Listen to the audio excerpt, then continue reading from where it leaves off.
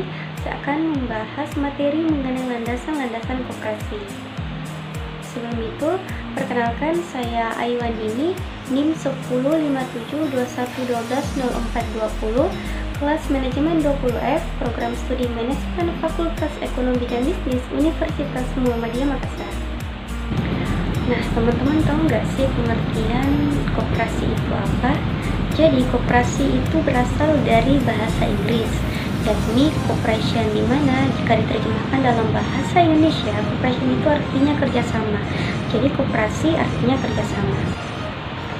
Menurut Undang-Undang Nomor 25 Tahun 1992 menyatakan bahwa koperasi merupakan suatu badan usaha yang terdiri dari sekumpulan orang-orang yang kegiatannya ini berlandaskan pada prinsip koperasi dan juga berlandaskan pada asas kekeluargaan. Sementara itu, menurut Bapak Koperasi Indonesia, yakni Bapak Dr. Andes Muhammad Hatta, menyatakan bahwa koperasi merupakan suatu badan usaha bersama yang dimana berasaskan pada asas kekeluargaan dan juga gotong royong.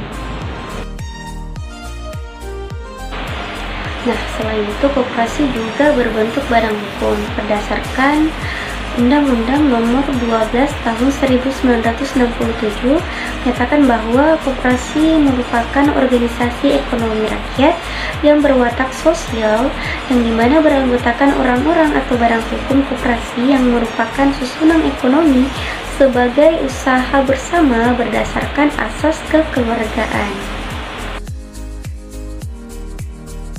Penerapan koperasi harus mempunyai pedoman dalam menentukan arah peraturan yang lebih membawa manfaat bagi para anggota koperasi itu sendiri. Nah, selain itu, dalam melaksanakan aktivitas koperasi ini juga harus sesuai dengan landasan-landasan koperasi Indonesia. Nah, pada umumnya ada 3 landasan koperasi, yaitu ada namanya landasan ideal, ada landasan konstitusi, serta landasan operasional. Namun di sini ada tambahan satu landasan lagi, yaitu landasan mental. Nah, kita akan bahas satu persatu dulu. Yang pertama, landasan ideal. Nah, apa sih landasan ideal itu?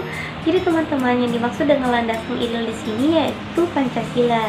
Dimana kita bercermin pada Pancasila, kita ketahui bahwa Pancasila ini merupakan suatu dasar negara yang dimana dijadikan sebagai pedoman dan juga sumber hukum sehingga dapat memberikan manfaat bagi golongan. Nah, seperti juga koperasi, Pancasila ini juga dijadikan sebagai dasar negara dalam menerapkan unsur koperasi atau semua aktivitas koperasi yang berdasarkan pada nilai-nilai Pancasila seperti terwujudnya kesejahteraan sosial. Yang kedua, landasan konstitusi. Nah, apa sih landasan konstitusi itu? Jadi teman-teman, yang dimaksud dengan landasan konstitusi ini adalah Undang-Undang Dasar 1945. Nah, secara rinci, landasan ini tertuang pada pasal 33 ayat 1 yang menyatakan bahwa perekonomian ini disusun sebagaimana bisnis menurut asas kekeluargaan. Nah, sekilas memang tidak dinyatakan dengan jelas bila koperasi ini merupakan bagian dari salah satu penopang dalam struktural perekonomian Indonesia.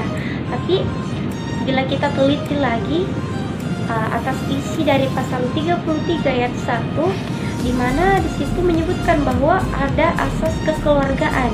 Nah, asas ini erat kaitannya dengan keberadaan koperasi hingga pada saat ini, karena asas kekeluargaan ialah asas koperasi Indonesia. Dengan adanya persamaan asas inilah yang menjadikan Undang-Undang 1945 pasal 33 ayat 1 ini sebagai landasan konstitusi koperasi.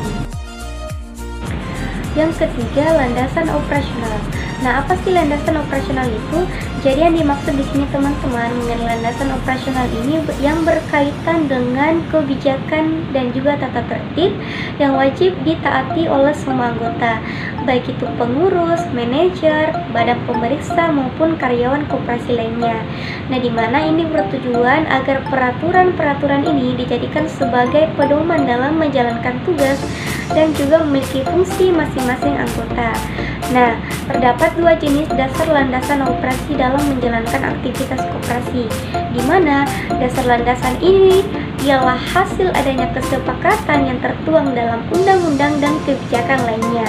Adapun dua landasan dalam operasional yang dimaksud adalah yang pertama ada Undang-Undang Nomor 25 Tahun 1992, di mana ini berisi tentang pokok-pokok perkoperasian. Yang kedua ada anggaran dasar dan juga anggaran rumah tangga koperasi.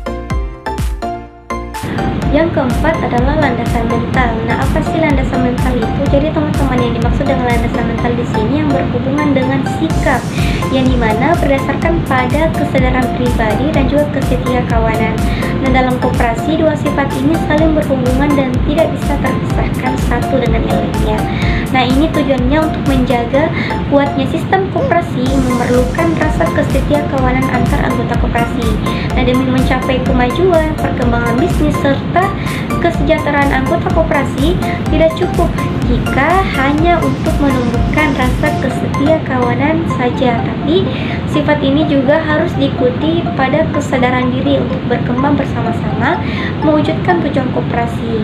Nah, dua sifat inilah yang menjadikan identitas penting bagi koperasi, yang mana sudah menjadi tuntutan bagi semua anggota untuk menerapkan sikap ini dalam aktivitas koperasi.